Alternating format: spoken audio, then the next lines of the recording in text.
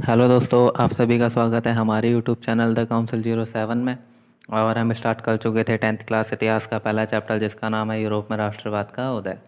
तो ये जो है इस चैप्टर का 4th वीडियो है, और पहले 3 वीडियो का लिंक जो है वो हमने डिस्क्रिप्शन बॉक्स में दिया है। तो आप उन वीडियोस को वहाँ से जाके देख सकते हैं। तो चलिए आगे चलते हैं। और अब हमारे सामने है क्रांतियों का युग 1830 से 1848। तो जो है क्रांति जो है यूरोप के अनेक क्षेत्रों में हुई है। जैसे उदारवाद और राष्ट्रवाद को क्रांति से जोड़कर रखा गया है। और इटली और जर्मनी के राज्य, ऑटोमन साम्राज्य के सूबे, आयरलैंड और पोलैंड ऐसे ही कुछ क्षेत्र थे। इन सभी क्रांतियों का नेतृत्व शिक्षित मध्यवर्गीय उदारवादी राष्ट्रवादियों ने किया। इनमें प्रोफेसर, स्कूली अध्यापक, क्लर्क और वाणिज्य व्यापार में लगे मध्य वर्ग के लोग शामिल थे। प्रथम विद्रोह फ्रांस में जुलाई 1830 में हुआ। बुर्बो राजा, जिन्हें 1815 के बाद हुई रूढ़िवादी प्रतिक्रिया के समय मुक्त कर दिया गया था, अब उन्हें उदारवादी क्रांतिकारियों ने उखाड़ फेंका और उनकी जगह एक संवैधानिक राजतंत्र स्थापित किया गया, जिसका अध्यक्ष लुई फिलिप था।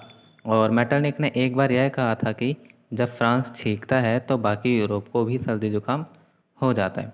तो इसका मतलब हम ये समझ सकते हैं कि जब कोई चीज़ फ्रांस में होती है तो उसका जो असर है पूरे यूरोप पर दिखाई देता है। और जुलाई क्रांति से ब्रसेल्स में भी विद्रोह भड़क गया।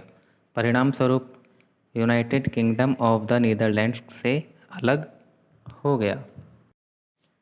तो अब हमारे सामने है रूमानी कल्पना और राष्ट्रीय भावना। तो जैसा कि हम जानते हैं कि राष्ट्रवाद का विकास केवल युद्ध और क्षेत्रीय विस्तार से नहीं हुआ।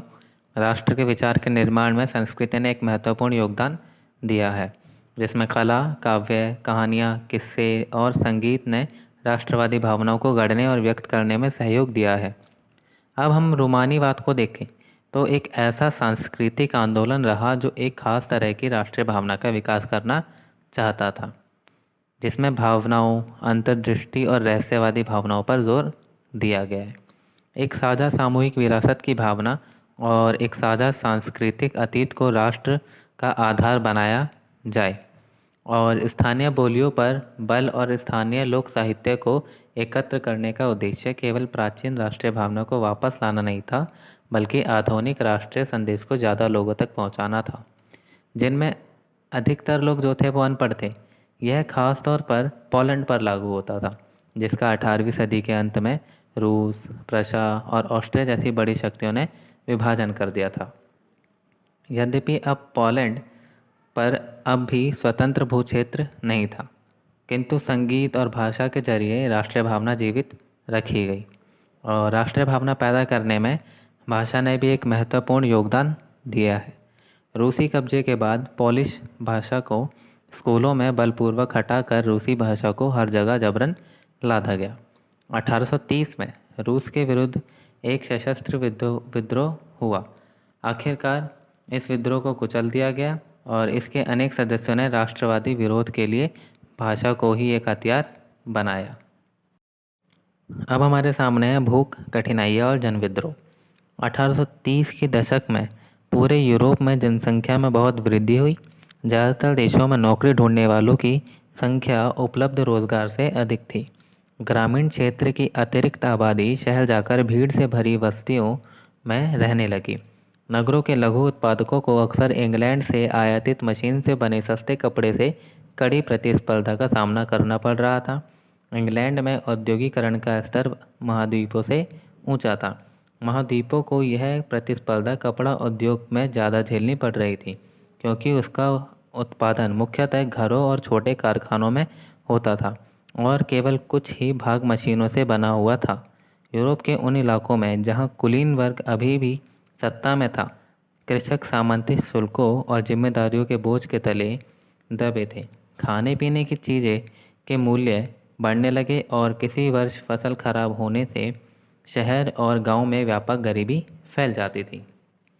1848 ईस्वी में ऐसा ही हुआ था।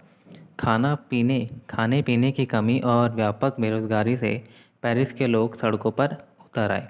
जगह जगह अवरोध लगाए गए और लुई फिलिप को भागने पर विवश किया गया।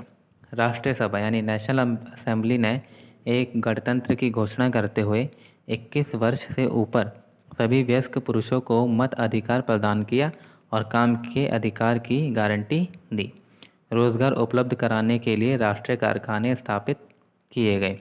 इससे पहले 1845 में सिलेसिया में बुनकरों ने उन ठेकेदार के विरुद्ध विद्रोह किया जो कच्चा माल देकर निर्मित कपड़ा लेते थे, परंतु दाम बहुत कम थे। और आगे चलते हैं, हमारे सामने 1848 उदारवादियों की क्रांति।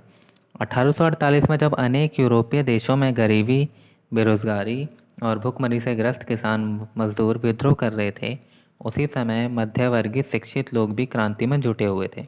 फरवरी 1848 की घटनाओं से राजा को गद्दी छोड़नी पड़ी और एक गणतंत्र की घोषणा की गई जो सभी पुरुषों के सार्वत्रिक मत अधिकार पर आधारित था।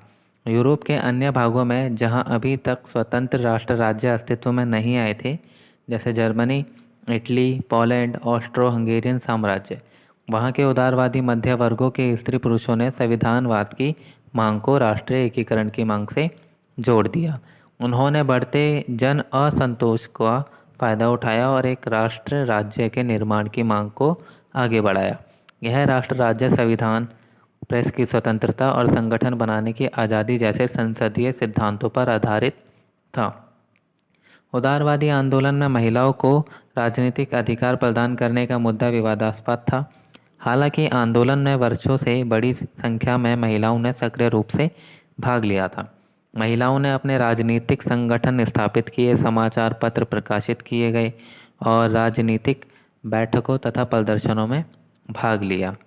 और हालांकि रूढ़िवादी ताकतें 1848 में उदारवादी आंदोलनों को दबा पाने में सफल हुई, किंतु वह पुरानी व्यवस्था बहाल नहीं कर पाई और 1848 के बाद के वर्षों में मध्य और पूर्वी यूरोप के निरंकुश राजशाहियों ने उन परिवर्तनों को आरंभ किया जो पश्चिमी यूरोप में 1815 से पहले हो चुके थे। इस प्रकार हैब्सबर्ग अधिकार वाले क्षेत्रों और रूस में भूदासत्व और बंधुआ मजदूरी समाप्त कर दी गई। और दोस्तों आगे चलते हैं, हमारे सामने एक शब्द है नारीवाद। तो नारीवाद का अर्थ होता है कि स्त्री पुरुष की सामाजिक, आर्थिक एवं राजनीतिक समानता की सोच के आधार पर महिलाओं के अधिकार और हितों को बोध कराना, यानी कि उन चीज़ों के बारे में जानना। और एक शब्द और है हमारे सामने निर्वाचित। निर्वाचित का अर्थ होता है मतदान द्वारा चुने गए व्यक्ति। तो दोस्तों आज की वीडियो में इतना ही, और हमारी वीडियो को लाइक करें, चैनल सब्सक्राइब करें, कमेंट करें और शेयर करना ना भूलें। Thank you.